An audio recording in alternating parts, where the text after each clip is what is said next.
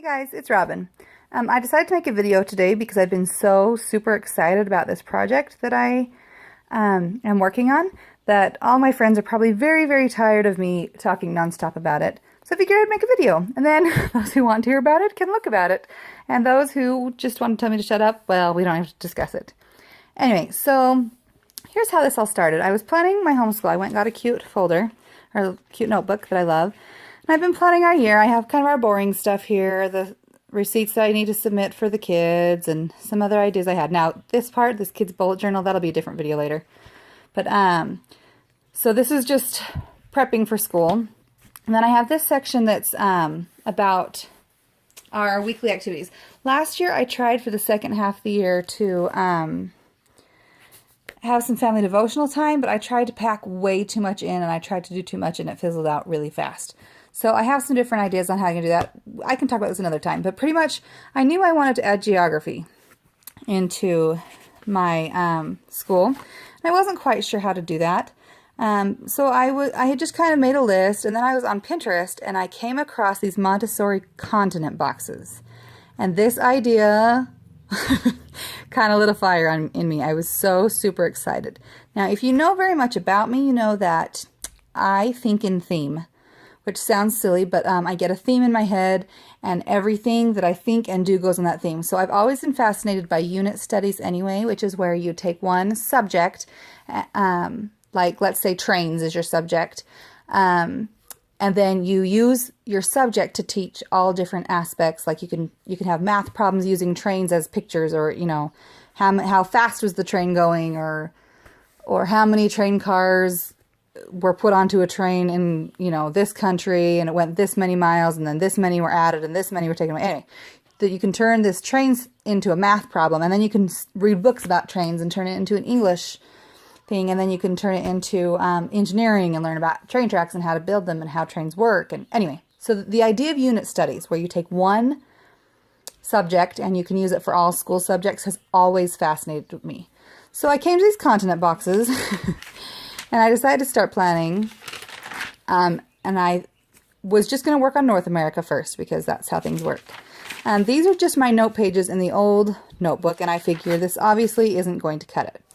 So I moved to this notebook. Now, I don't have on here, I have a printout, and I was going to bring it up here but forgot.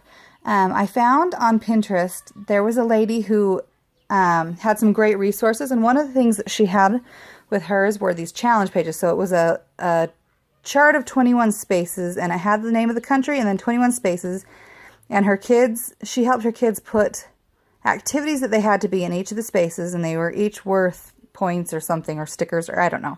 But we are going to do that as well.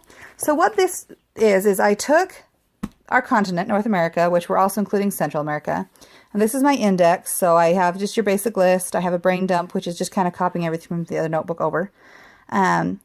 These are just a list of activities that were in my head that I could use to teach geography, history, social studies type things. And then I have my list of math, and I have my list of English, and then art. Then I have, well, I'll get to these. So what I did was, first I made my list. So here's the brain dump page. So here's the list of, these are all the countries, these are all the territories. I don't know that we're going to do really anything with the territories because my brain is kind of on overload at the moment. But then this is, like I said, I kind of just carried everything over. So this is my basic list. So in geography, I thought, oh, we can study maps and borders. I would like us to work on the country flags and see landforms, talk about animals. Anyway, all these things, these are just ideas that are blank ideas. So what I did then was I went a few pages later. See that they're very generic: art projects, cooking, sports, but nothing specific in any of these. But then I went in more detailed. So here's the geography project. See, on this one I have, how many projects do I have on here right now? 24 projects listed. Does this mean my kids have to do 24 projects? No. Keep in mind that I have children who will be going into 7th grade, 5th grade, 3rd grade, and preschool, and then I have a baby. So what I did here was I made lists that would fit, different activities would fit different age groups. So when they have that chart that I was telling you about, that 21 list, we'll go through and find age-appropriate activities that I feel like they should do. I will pick a few, like all of the kids, we're going to take a Google Earth tour of North America, and we're going to see some of these places topically, and we'll zoom out in some places of interest. But like for my 7th grader, I want him to have memorized where these countries are on the map. I feel like that's reasonable. He's a smart kid. He can handle that. For some of these, for Paisley, I haven't honed this in, but for my preschooler, I would like to have preschool-specific things. So sensory boxes or sensory bins, coloring pages, dot to dots. Yeah, this country starts with this letter. Anyway, that kind of thing, but I haven't really dug into that yet. So I'm just going to read you a couple of these, not very many. So let's see. Identify each country's flag and draw a few of them and find out what they mean. That doesn't mean they have to find all 23. This means pick 3 and find out, why is there a maple leaf on the Canadian flag?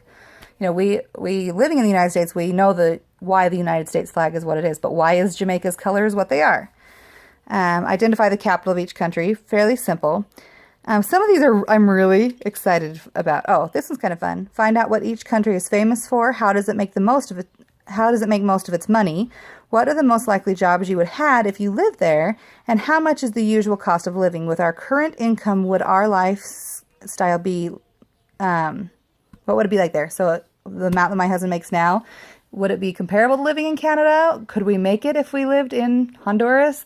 Or would we be like, I'm pretty sure that in Haiti, we would be like king of the world there. But anyway, just so part of this is I'm trying to teach gratitude as well. I want the kids to see how economically other countries live. Watching a documentary. Then we're talking about languages. Figure out which languages are spoken in the countries that we're talking about. What is the primary language of North and Central America? What country would you be most comfortable visiting, like that you could speak English to? We'll talk about national parks, natural disasters. Like this one's kind of fun. Let's talk about natural disasters. What kinds are prevalent in this part of the world? Are they different from the Bahamas than in Canada? Which country seems the safest, and do you feel safe where we live? What can we do to prepare for disasters in our home, and are there ways to help other countries and states who have had them? Now, these aren't just, some of these they can just answer in their notebook, and I'm okay with that. Some of these, this is my favorite one out of all of them. Make a travel brochure for a country of your choice. Include weather, natural, I was trying to figure out the right word, wonders, I guess. I wanted to talk about, rainforests and volcanoes and Grand Canyon or whatever, and what you wish you were doing there. Also have a section warning of that country's danger, whether it be don't drink the water in Mexico or be careful for snake bites or, whatever. And that one that's kind of an art project, even though a lot of these crossover and are math projects and whatever. Anyway, let's see, a couple more. Find out how the Panama Canal works and explain it to someone else. See, Juliana will be in 5th grade, so this is something that she needs to know. This one is the one I told you. I wanted Xander to learn the countries and where they are. There are 2 websites that can help with that, and I put those on here. He'll love that one. Now, here's the thing. This probably seems like overload, all these different projects, but this box is not meant for a 1-year thing. We will use it for 1 month. We're going to use it just in September, and then we'll move on to a new continent. But this is something I'm hoping to do every year. There should be enough activities that this should last us 3 or 4 years. I'm going to take the time to laminate all the maps and to have cards put together. I'll do another video once it's all put together. Let's talk about a couple of these. Compare land area and populations of all these countries. What country is the biggest? They'll make grids for some of these, grids and graphs for several of these. Make an Aztec sundial because we're talking about calendars and time and all that. I left extra space because I keep getting more ideas. English projects. These ones are some of my funnest. I'm going to check out a ridiculous amount of books from the library and maybe buy some too. This one we'll talk about American poetry and have them write some and memorize one of them. I'm really, really hoping that one of them decides they want to learn walking through woods on a snowy evening. Anne of Green Gables. Okay, looking on Pinterest and researching these countries. You guys, I am dying to go to Prince Edward Island. Anne of Green Gables may be my favorite fictional character in the entire universe. And that's saying something considering how much of a Potterhead I am. Make a bucket list of places you would like to go and things you'd like to see in North and Central America and the Bahamas. I keep having to write this specifically because I'm kind of frustrated. I don't know how to lump it all together and make sure they understand I'm including. This one's kind of cool. Write a short story describing the fantastical things that happen when you find a Larimar, which is a stone that's found only in one of the countries, although I can't remember which. Okay, so you kind of get the idea here. Art, now these are all over the place. Cretamola, which is a Panama art. I don't know how specific to be in these. This section I'm struggling on because there's so much that I want to write that I think that if I wrote everything out, it would be like 2 million pages. Just kidding. That's exaggerating. Whoa. My focus went off. Okay, so then after I did that, I went and I literally went on Pinterest, searched the name of the country, and then added things after it. So I searched food, and then I searched animals, and then I searched games, and then I searched, I don't know, I have a whole list, and I just made another list last night. And so these are just quick notes, things that I think are important. We're going to do an around the world cookbook. Now, we are not going to cook everything because some of these don't sound good at all. Some of them include frog legs, and that just doesn't appeal to me. But some of them, we'd like to do at least a few of them. Like I said, throughout the years. They don't all have to be done this year, but I'll put them in the cookbook. Some of these, almost all of these small countries have a national dish. So that's kind of cool. And some of them I just won't be able to get all the ingredients. I don't have a clue where to buy things like sweet fruit. And then we talked about architecture, but this is a game they play in a couple of the countries. And so I want to see if I can find one or make one or whatever. Yeah, I just went through all 23 of those countries and searched all those things. Towards the end, you can tell I got lazy because a lot of them are just foods. But there are some interesting things, like, I don't remember what that was now. Oh, that was that stone I told you about. So I guess the Dominican Republic is where you find that stone. And some of these people have animals that are only in their countries. Like the Quetzal is the Guatemalan national animal, and so we'll do some Quetzal activities probably. They'll be available. The kids will help choose. I'm not going to... Part of this is hard for me because to let go of control and let my kids choose some of the things they're going to do, they'll have to do a math project. They'll have to do an English project, any that kind of thing. But I am going to let them have quite a bit of leeway on here. So that's going to be hard. Mexico, you know, can be a whole week on just Mexico and a whole week on Canada if we wanted. But we'll have to see how that plays. This is interesting because I didn't realize that St. Lucia in the Bahamas had anything to do with St. Lucia Day. So it's taking stuff from Europe and doing it now, but we might talk about that. We'll see. I will have later. See, I have the rest of these pages. One of these pages I'm gonna have classic literature from these countries, and then I'll have, you know, obviously most of it will be American just because that's what I'm familiar with, but Robinson Crusoe, as you saw on the list, will be on one of them, and books that take place in some of these countries. I'll have a list of movies that I've been asking people on Facebook to tell me some of their favorite movies that take place in North and Central America. I'm really looking for some more ones from the Bahamas and Central America, though I'm kind of struggling. But things like Fly Away Home from Canada, and The Book of Life from Mexico, and people keep saying Rio, but that's not till South America. Anyway, so that kind of thing.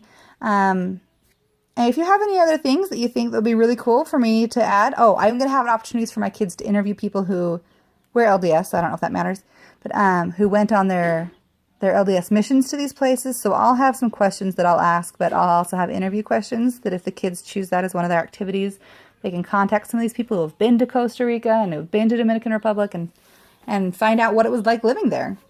So I'm hoping to give my kids a little bit more real world experience. And it's kind of nice because this feeds on my theme. But I'll let you know when it's all put together. I'll put another video together. Thanks.